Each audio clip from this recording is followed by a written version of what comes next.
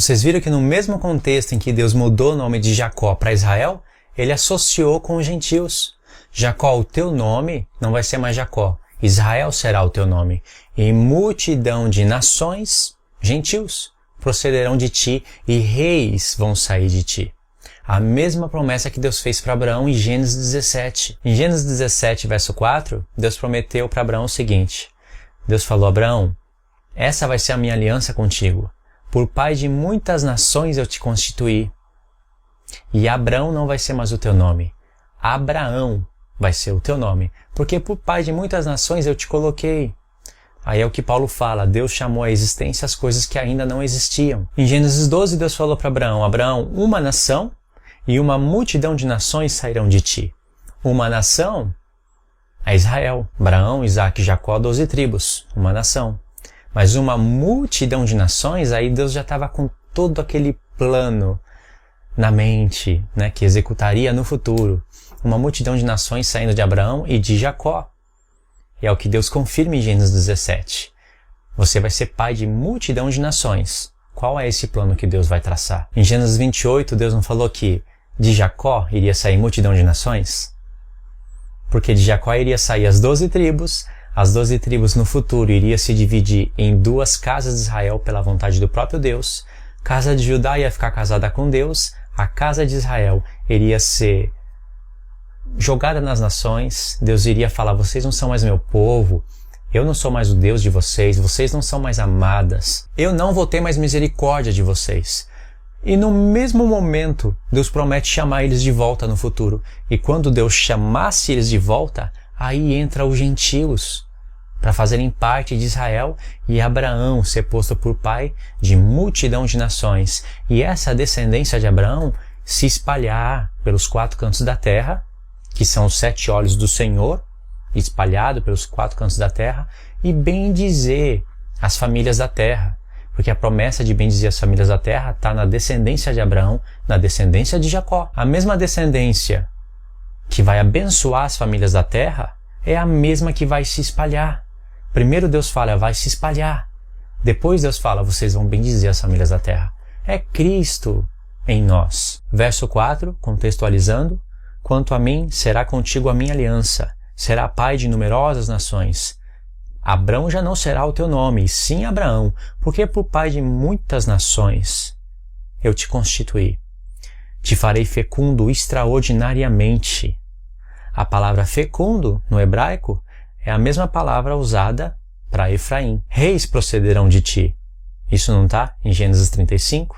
Olha o verso 17. Estabelecerei a minha aliança entre mim e ti e a tua descendência no decurso das suas gerações. Aliança perpétua, para eu ser Deus da tua descendência. Olha só, para eu, Deus falando, para eu ser o Deus da tua descendência. Não é Cristo, a descendência de Abraão? Por isso que tem que estar falando a nosso respeito, porque Ele é nosso Deus. Verso 8, eu te darei a ti e a tua descendência a terra das tuas peregrinações, toda a terra de Canaã em possessão perpétua, e serei o seu Deus. E se você continuar lendo, Deus vai falar que vai fazer uma aliança com Sara. Sara vai ser mãe de nações e reis vão proceder dela. Não só de Sara, mas de Rebeca também. É incrível as promessas de Deus. Tem que prestar muita atenção nesses primeiros assuntos de Deus, com Abraão, suas mulheres e seus filhos. Porque aqui Ismael também está ficando de lado. Assim como em Gênesis 28, Esaú está ficando de fora da promessa. Porque Ismael e Esaú eles vão constituir um reino maligno no futuro, no nosso tempo. Um reino. E sabe por que Deus, o nosso Deus, não é o Deus deles? Porque eles escolheram o Deus deles. O Deus que manda decapitar a cabeça, o Deus que manda queimar cristão vivo, o Deus que manda matar todo aquele que não se converte ao islamismo, ao Alcorão. Agora nós vamos fazer uma leitura em Gênesis 48. Vai ter que ler alguns versos, mas eu criei um resumo pra gente. Gênesis 48 é um verso-chave. São praticamente 3 chaves. Vamos colocar assim. Uma chave está nas promessas feitas a Abraão, Isaac e Jacó. Segunda chave está em Gênesis 48. E a terceira chave está na divisão da casa de Israel. Nos próximos vídeos eu vou fazer essa linha do tempo, naquela lousa que vocês estão vendo ali atrás. Vou criar uma nova mensagem mais resumida sobre esse tema e vou lançar no canal. Gênesis 48. Passadas essas coisas, disseram a José: José, teu pai está enfermo. E aí foram e avisaram Jacó. Chegaram para Jacó e falaram: Jacó, eis que o teu filho José vem ter contigo. Aí diz aqui: esforçou-se Israel e assentou-se no leito. No verso 3 e no verso 4 está escrito que Jacó diz para José assim: José, meu filho, Deus Todo-Poderoso, usou essa expressão ainda, o Deus Todo-Poderoso, ele apareceu para mim em Canaã, em Luz. Ele prometeu que ia me fazer frutífero e fecundo. Olha, frutífero é o nome de Efraim. É a raiz do nome Efraim. E ali estava José, ia trazer os seus 2 filhos para Jacó. Deus falou que ia me fazer fecundo, frutífero, e que uma multidão de nações iria vir de mim, José. E Deus ainda me prometeu que daria para minha descendência essa terra em possessão perpétua. Olha só como Jacó, ele está de olho nas promessas de Deus. Porque Deus falou, lá em Gênesis 35, eu sou o Deus Todo-Poderoso. Eu vou te fazer frutífero. E multidão de gentios vão sair de você. Olha só, de todos os filhos que Jacó tinha, José foi para o Egito. E lá José teve 2 filhos com uma mulher gentia. Um era Manassés e o outro Efraim. Manassés era o primogênito, não Efraim. Assim como Esaú era o primogênito, não Jacó. Assim como Ismael era o primogênito, não Isaac. Mas Manassés não vai ser rejeitado, como foi Ismael e Esaú. Vai ser só retirado o direito de primogenitura de Manassés, por conta do próprio Deus. Jacó fala assim, no verso 5, agora, os teus 2 filhos que te nasceram na terra do Egito, antes que eu viesse a ti no Egito, são meus. Efraim e Manassés são meus, José. Jacó está tomando Efraim e Manassés para si. Está falando, são meus filhos, são seus. Mas agora são meus. Traz eles aqui que eu vou abençoar. Por isso que esse capítulo é um capítulo chave. Em Gênesis 48, verso 8 e verso 9, diz que Jacó viu os 2 filhos de José e falou, quem são esses? Aí José falou, pai, são meus 2 filhos que Deus me deu aqui. Aí Jacó falou, traz eles para eu abençoar. Eu vou abençoar Manassés e Efraim. Mas no verso 10, diz que os olhos de Jacó já não podia ver direito. Tinha se escurecido. Mesmo assim, Jacó falou, traz os seus 2 filhos. José trouxe, Jacó beijou eles e abraçou. E vai abençoar eles, baseado no que Deus prometeu para Jacó. A Escritura destaca isso nesses versos que eu comentei com você. Aí o verso 13 diz assim, depois tomou José a ambos, a Efraim na sua mão direita, à esquerda de Israel, e Manassés à sua esquerda, à direita de Israel, e fez chegar até ele. José pegou seus 2 filhos e trouxe na posição da bênção. Efraim ficou do lado esquerdo de Jacó, que não era o primogênito, e Manassés do lado direito, querendo dizer que o poder de passar a bênção de primogenitura era na mão direita. José trouxe na posição correta, que José achava correto. Mas Jacó, ele estava de olho nas promessas de Deus. Eu não quero explicar muita coisa aqui, para o vídeo não ficar muito grande. Eu queria criar um resumo. Mas existe o porquê dos porquê que Jacó escolheu Efraim. Não só pelo nome Efraim, que significa frutífero, mas por outras razões que eu vou estar falando em outros vídeos. Jacó, por meditar nas promessas que Deus fez para ele, fez o que vai fazer aqui agora. Aí aqui diz que Jacó pegou as suas mãos e cruzou a sua mão esquerda, que era para ir na cabeça de Efraim, e a mão direita, que era para ir na cabeça de Manassés, Jacó cruzou. E ele não cruzou porque ele abriu o olho assim e perguntou para José, José, esse daqui é Manassés, né? Esse daqui é Efraim, né? Então eu vou trocar a mão porque... Mas não foi isso, porque o texto fala que Jacó não podia ver direito. Se o texto não falasse isso, faria sentido a gente imaginar que Jacó perguntou alguma coisa para José ou coisa do tipo. Jacó não via direito. Então ele cruzou as mãos, inspirado pelo Espírito Santo e pensando, com certeza, meu filho José trouxe os filhos na posição correta, que ele achou correta, de primogenitura. Manassés está do meu lado esquerdo e Efraim está do meu lado direito. Sabe, isso está implícito no texto. Porque não está escrito que Jacó perguntou para José, que Jacó abriu o olho e viu quem que era Manassés e Efraim. Senão o texto não faria sentido, horas. Era como se Jacó tivesse pensado, eu vou cruzar as mãos, porque a minha mão direita, a primogenitura vai sobre Efraim, frutífero. Este é um menino que vem de José, o filho mais importante meu. O filho meu que se tornou salvador do mundo. Um filho meu que foi para a terra dos gentios e teve filho com uma gentia. Olha, Jacó associou as coisas. Deus falou, Jacó, eu vou te fazer frutífero. Dos 12 filhos que ele tinha, o único que foi para uma terra estrangeira e se tornou salvador do mundo foi José. Se não fosse José, Israel não estaria aqui hoje. Acho que nem o mundo estaria aqui hoje, porque ele se tornou salvador do mundo, e não só do povo de Israel. José teve 2 filhos ainda, estrangeiros. Um se chamava Frutífero. E Jacó falou, é esse. E o Espírito Santo confirmando com Jacó. Aí Jacó, com as mãos cruzadas, diz que José foi e tirou a mão de Jacó para colocar sobre a cabeça de Manassés. E falou, não, pai, esse daqui é o primogênito, Manassés, abençoa ele. Aí sabe o que Jacó falou? Jacó repreendeu a José. Só que olha o que aconteceu antes, no verso 15.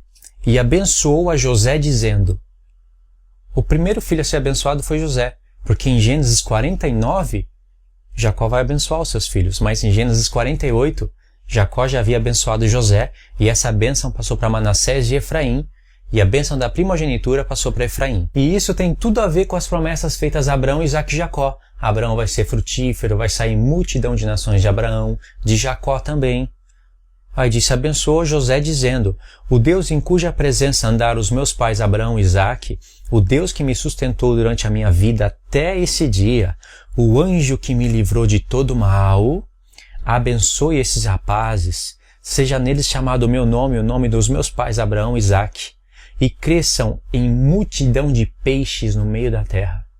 Olha só, Manassés e Efraim. Não falou cresçam em multidões de peixes no meio do mar. Falou no meio da terra. Efraim se tornando multidão de peixes no meio da terra. Efraim vai estar relacionado com os gentios. Aí José foi e quis mudar a mão de Jacó para ir na cabeça de Manassés. Aí Jacó repreendeu José e falou assim, eu sei, meu filho, eu sei. Ele também será um povo, também será grande. Contudo, seu irmão menor será maior do que ele. O menor é Efraim. O maior é Manassés, que tem o direito de primogenitura. E a sua descendência será uma multidão de nações. Olha aí, uma multidão de nações procedendo de quem? De José? Pode ser que é filho de José, mas Jacó tomou para ele. Falou, José vai ser meu filho, porque multidão de nações vão sair de mim. Então essa promessa de Jacó se tornar uma multidão de nações e bendizir as famílias da terra passa para Efraim. Por causa desse episódio. Não é à toa que Efraim se torna um reino no futuro e o reino da casa de Israel ainda, as 10 tribos. E tem um segredo aqui. Foi falado que Efraim iria se tornar uma multidão de nações. Eu vou mostrar no aplicativo hebraico. Multidão de nações. Aqui a palavra multidão é a mesma palavra que em outros textos é traduzido como plenitude. Vamos verificar isso agora. Estou gravando com áudio da câmera mesmo. Esse é o aplicativo que eu uso. Aí vamos buscar o livro de Gênesis, capítulo 48, verso 16. Vamos buscar o texto. Aqui o verso 19. Mas seu pai o recusou e disse, eu sei, meu filho, eu sei. Ele também será um povo. Também ele será grande, contudo seu irmão menor será maior do que ele, e a sua descendência será uma multidão de nações. Clicando na palavra multidão, malô no hebraico, multidão, malô no hebraico, plenitude, aquilo que preenche, totalidade, punhado, massa, multidão também cabe, né, aqui na palavra. Mas aí você clica para fazer a pesquisa. Como ela é mais frequentemente traduzida, aí você tem os textos. Cheias de cinza de forno. Êxodo 9:9. Aí Êxodo 16:32. O Senhor ordenou, dele encherás um gomer. Cheio, punhado, que cheios, punhados, números, cheia, Deuteronômio, plenitude. com o que é mais excelente da terra da sua plenitude. Uma taça cheia de água. Poderia colocar uma taça plena de água. É o português que, cabe essas palavras no português. Ruja o mar e a sua plenitude. Plenitude, plenitude, plenitude. Isaías capítulo 6, verso 3. Toda a terra está cheia da sua glória. Plenitude da sua glória. Agora que você viu que aqui é plenitude, aqui está falando plenitude das nações, ou seja, dos gentios. Essa expressão plenitude dos gentios aparece em Romanos 11, quando Paulo se refere a todo Israel. E em Romanos 9, onde se originou esse assunto, Paulo está citando Oséias, casa de Israel e casa de Judá, e está citando, portanto, Efraim. É claro que você não deve estar entendendo tudo agora, mas eu prometi que vocês iam ler a carta de Paulo de maneira diferente. E aí está a prova. É claro que ela vai ficando mais visível no decorrer do estudo. Eu não vou lá em Romanos agora, Efraim iria se tornar uma multidão de peixes no meio da terra e a plenitude dos gentios. Você acha que isso está escrito por acaso? No Novo Testamento, vem Jesus. E ele vem bem na hora em que Pedro estava lançando a rede no mar para pescar. Rede no mar. Mar fala de nações. Aí Pedro tentou pescar, não saía peixe. Jesus falou, olha, joga a rede pro lado tal do mar. Pedro obedeceu e veio muitos peixes. Pedro falou, Senhor, afasta de mim porque eu sou pecador. Aí o Senhor falou, Pedro, não tenha medo.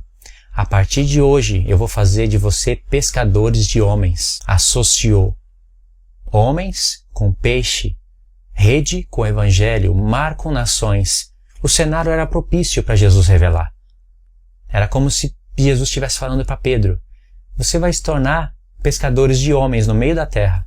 Ou seja, Pedro, você vai pescar gentios. Você vai ser o primeiro a pregar o evangelho para os gentios. Através de você, os gentios, que é Efraim, vão retornar. E Pedro está falando disso na sua carta. Não tem como eu parar aqui para ler Pedro. Mas Pedro citou o profeta Oséias na carta que ele escreveu para os gentios. Citou o profeta Oséias e Oséias está falando de Efraim e Judá, das duas casas de Israel. Você vai ler as cartas dos apóstolos de maneira diferente. Em 1 Reis 11, 12, Deus vai estabelecer a divisão do reino de Israel e como ele quis estabelecer a divisão do reino. E vai ser explicado o porquê. Eu criei um resumo para a gente não ter que ler o capítulo todo, mas você pode ler o capítulo todo em casa. O resumo é o seguinte: Salomão, ele pecou. Vai dizer tudo o que ele fez de errado, passo a passo. Eu escrevi aqui 1 Reis 11, do verso 1 ao 8, vai falar sobre os pecados de Salomão. Ele adorou outros deuses, fez templos para outros deuses, se uniu com mulheres que não era para se unir. Aí no verso 9 e 11, vai falar da ira de Deus que se acendeu contra Salomão. E do verso 11 ao 14, são os textos que a gente tem que ler. É um resumo, Aí está escrito assim: Por isso disse o Senhor a Salomão, visto que assim procedesse e não guardaste a minha aliança, nem os meus estatutos que eu te mandei, tirarei de ti este reino e darei a teu servo. Só que eu não vou fazer isso nos teus dias, por amor a Davi, teu pai, mas da mão do teu filho eu vou tirar o reino. Aí no verso 13 vem o mistério, porque Deus falou para Salomão, eu vou tirar o reino de você e vou dar para o seu servo, não falou nem para o seu filho, falou servo, mas eu não vou fazer nos teus dias, eu vou fazer nos dias do teu filho. Eu vou tirar o reino do teu filho e vou dar para o teu servo. Eu vou deixar uma tribo com o teu filho por amor a Davi, o meu servo, e por amor de Jerusalém que eu escolhi. Então o reino ia ser passado para Roboão. Deus não ia fazer isso nos dias de Salomão. O reino passa para Roboão e de Roboão Deus tira o reino e dá para Jeroboão, de Efraim. Mas uma tribo fica com Roboão, de Judá. Aí não fica difícil fazer as contas, 10 tribos com Efraim, com Jeroboão, uma tribo com Roboão, Judá, tá faltando uma tribo. A escritura vai mostrar onde que está essa tribo. Aí pulando no verso 26 diz o seguinte: Jeroboão, filho de Nebate, efraimita. Por que tem que ser efraimita? Para se cumprir todas aquelas promessas feitas a Abraão, Isaque e Jacó, e Efraim se tornar a plenitude das nações. Aí diz que ele era efraimita, cuja mãe era mulher viúva, por nome Zerua, levantou a mão contra o rei. Aí diz aqui que ele levantou a mão contra o rei, contra Salomão, porque estava pecando. Salomão estava fazendo mal. Aí diz, ora, vendo Salomão que Jeroboão era homem valente e capaz, moço laborioso, que trabalha bem, ele o pôs sobre todo o cargo da casa de José, sobre todo o trabalho forçado da casa de José. Aí no verso 29 vai falar o seguinte, nesse tempo, saindo Jeroboão de Jerusalém, encontrou o profeta Aías com ele, com Jeroboão, o silonita. E diz que esse profeta tinha um vestido, uma capa nova, e diz que estava só eles dois no campo. Olha só, Aías pegou na sua capa nova que tinha sobre si e a rasgou em 12 pedaços. E disse para Jeroboão, toma 10 pedaços para você. Rasgou a roupa, 12 pedaços. Pegou 10 e deu para Jeroboão. E falou, pega esses 10 pedaços para você. E explicou por quê. Porque assim diz o Senhor, o Deus de Israel, eis que rasgarei o reino da mão de Salomão, e a ti darei 10 tribos. 10 pedaços, 10 tribos. Porém ele terá uma tribo por amor a Davi, meu servo, e por amor de Jerusalém, a cidade que escolhi, de todas as tribos de Israel. Aí, 2 Reis, vai contar toda a história, todo o processo de como aconteceu para essas tribos se dividir. Aconteceu um processo aí. Deus falou ali, resumidamente, para Jeroboão, através do profeta Aías, o que iria acontecer. Mas como iria acontecer, esses eventos estão em 2 Reis, capítulo 12. Vocês leem em casa. Chegando no verso 19, diz assim, assim Israel se manteve rebelado contra a casa de Davi, até o dia de hoje. Assim Israel, se referindo às 10 tribos, não falou casa de Israel, mas em alguns textos a palavra Israel vai estar em contraste com a expressão casa de Judá ou casa de Davi. Aí se entende que são as duas casas de Israel, né? Estavam tendo briga entre elas. Verso 20. Tendo ouvido todo o Israel, que Jeroboão tinha voltado, mandaram chamá-lo para a congregação e o fizeram rei sobre todo o Israel. E ninguém seguiu a casa de Davi, senão Judá. Tá vendo? Aí tem 11 pedaços. Agora vai explicar onde que está aquele pedaço que estava faltando, aquela tribo. Vindo, pois, Roboão a Jerusalém, reuniu toda a casa de Judá e a tribo de Benjamim.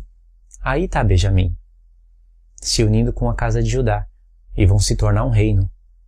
180.000 homens escolhidos, destros para a guerra. E para quê que houve essa unificação de Benjamim com a casa de Judá? Para pelejar contra a casa de Israel, a fim de restituir o reino a Roboão, filho de Salomão. Então Roboão está querendo descumprir o que Deus havia determinado. Roboão quer todo o reino para si. Então Roboão vai, pega a tribo de Benjamim, unifica com Judá e fala, vamos fazer guerra contra a casa de Israel. Então aí você já está vendo determinado quem que é casa de Israel e quem que é casa de Judá. No verso 22 diz, porém veio a palavra de Deus a Semaías, homem de Deus, dizendo, fala Roboão, filho de Salomão, rei de Judá, e toda a casa de Judá e a Benjamim, e o resto do povo dizendo, assim diz o Senhor, não subireis, nem pelejareis contra os vossos irmãos, não é para fazer guerra. Olha, os filhos de Israel, cada um volte para sua casa, porque eu é que fiz isto. E aí diz que eles obedeceram a voz de Deus, obedeceram a palavra do Senhor e voltou cada um para sua casa como Deus ordenou. Mas você viu o que Deus está falando? Fui eu que fiz isso.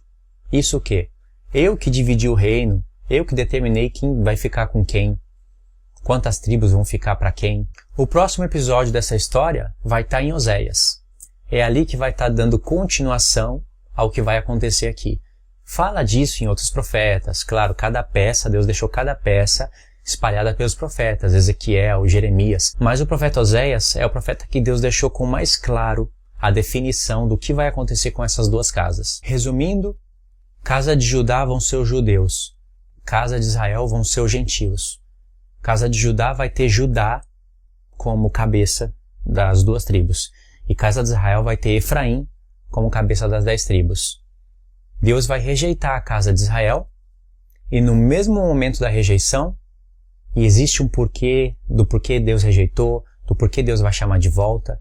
Nesse mesmo momento, Deus promete chamar eles de volta e aí entra os gentios, fazendo parte das 10 tribos, casa de Israel, para se unificar com a casa de Judá, e quem faz essa unificação é Cristo, e aí a gente se torna o reino de Israel unificado, o reino de Cristo. Eu vou finalizar esse vídeo aqui, e vou dar continuação de um segundo bloco desse estudo. Pode ver que é um estudo tão importante que mesmo resumindo, mesmo não falando das festas, mesmo não falando de Gog e Magog, não falando de outros assuntos, não indo no Novo Testamento comprovar tudo no mesmo momento, é um estudo que fica grande. Então eu vou fazer um segundo bloco desse vídeo, onde nesse segundo bloco eu finalizo ele. Como sempre, compartilhe o vídeo, dê joinha no vídeo, faça com que as pessoas conheçam esse estudo. Quanto mais você compartilhar, mais as pessoas vão conhecer, e eu vou estar fazendo o segundo bloco e vou estar lançando os dois blocos juntos, para que você possa sair desse bloco de estudo e ir para o segundo bloco, e terminar o estudo das duas casas de Israel, ok? Deus abençoe sua vida, em nome de Jesus, e a gente se vê no próximo vídeo. Deus abençoe.